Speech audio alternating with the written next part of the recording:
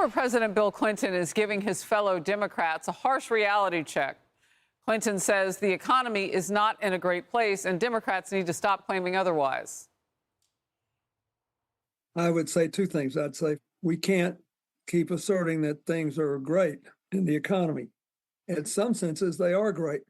But first of all, we're saddled with some cost of living challenges, which are not unique to the United States.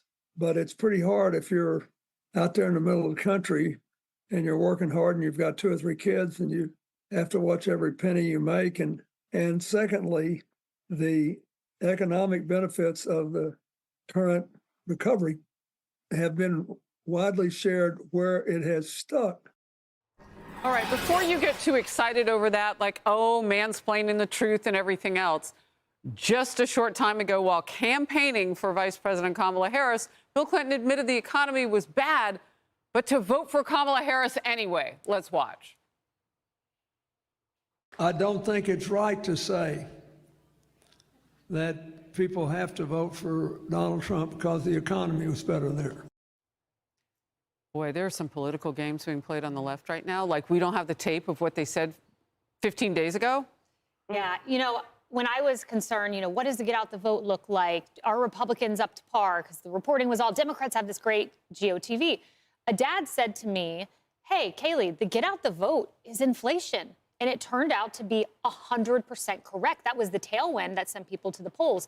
But there was this great debate playing out in the Democratic Party, all the way back to the State of the Union with Biden. He was saying, you know, inflation is coming down, jobs are going up, the economy's great. And political advisors were telling him, please do not say that, Mr. President. Kamala comes on, rides in on her, you know, big golden horse and starts saying, I get it. Prices are too high. Let's go after price gouging. That did not work. And what are they going to say when Donald Trump, I believe, will create a roaring economy? Are they then going to try to tell us the economy is bad? I mean, there's just this whiplash, and it's just cognitive dissonance for America. Well, what are they going to say when they have to fix inflation again because it ticked up 2 Fridays ago right after the election? I mean, this was just, they were lying. They were lying to the American public that things were going to get better under Kamala Harris. That's right. And I think that what makes this so easy to see now as well is because the American people voted quite clearly with common sense. So this wasn't sort of a nuanced, you know, two-party, like, well, we have different approaches to this economic system and how it'll... There was one side that was sort of the clearly large majority of America that said, we are sick of inflation. And here's exactly how we can address it. By eliminating regulations, by fostering entrepreneurship, by stop saddling the heavy federal bloat, by stop wasting our tax dollars through waste and fraud and abuse and also ridiculous. Like the answers were clear. And so for the American people to be told, no, don't believe your pocketbooks, don't believe the stress you have at the grocery store or with your families, your shrinking 401k and the like, and then listen to me as we change our minds and flip-flop. No, Bill Clinton's just talking common sense. And that's what everyone had, and that's what everyone hopes that we can now get back to, thanks to President-elect Donald Trump. But when the election was on the line, he was willing to lie about it. Well, of course. You saw it. Everybody saw that for themselves. That's how he was a 2-term president. I mean, there's one thing he knows how to do, it's lie. But he had a good economy, Bill Clinton. Well, he did, and it doesn't matter if she's got certain metrics that are working well for certain people or that are good by comparison to countries in Western Europe. That doesn't matter if you can't afford things. And that's what she didn't appropriately acknowledge. You know, she would shift a little bit here and there and at rallies and in speeches. She would say, yeah, things have gotten really expensive the last 3 years, huh? And it's like, you've been vice president. You are number 2 in this administration. It is your policies and your bad post-COVID policy that created this environment. And we are the ones who have to live with it. And the people who can't afford to live with it anymore, they're the ones who voted them out of office. It's so true. But this is not the first time. He had the same advice for Hillary Clinton in 2016, his wife, and she wouldn't take his advice. So do I think he's the greatest politician ever? No, but he knows how to lie to get elected. She was not smart enough to talk herself out of a paper bag full of skeptics. Well, and now Bill Clinton tells the truth about how bad it is and what kind of hole that Democrats have to dig themselves out of and get ready in 2 years to fight for at least one chamber of Congress, if they can do that in 2026. Can't have a 90s playbook to do that, though.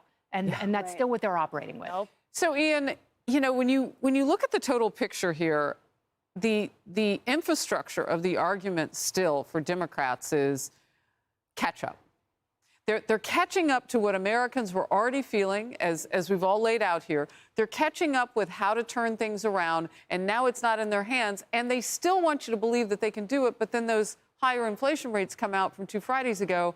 And last I checked, Biden and Harris are still in office. Like, if they were going to fix it for legacy point, fix it now. They can't. Because their policies don't allow them to fix it. I mean, their policies are the reason why we're here.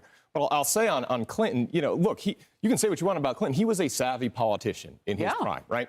And I've got this visual of that Bill Clinton has been in solitary confinement at the DNC, and every once in a while they'll let him out to go talk, and then he'll say something that's not quite on message, and they put him back in. And I think he escaped. And I think he's like, that's it. I'm done. I'm done with these people. I'm actually going to, like, I don't want my legacy as a savvy politician to go down with Kamala Harris and this version of the Democrat Party. So I'm going to actually go tell the truth for once. Well, and somebody who really understood the power of the economy and the power of the vote and how connected those two things are. Right. I feel your pain. Exactly. Bill Clinton. So he got it, and he realizes if they don't get it this time, they'll just continue to lose. I mean, it's just, it really is insidious. Well, I mean, they just haven't learned the lesson from the election. Sure, there's, occasional Democrats out there, like Seth Moulton will come out and say something, and then, of course, he'll get canceled. But by and large, Democrats have not learned what this election was about, and they're going to continue to make these mistakes. Talking now against transgender and sports or whatever he's spewing, although he voted for the Bill of Rights of transgender in his state. Okay. So much duplicity.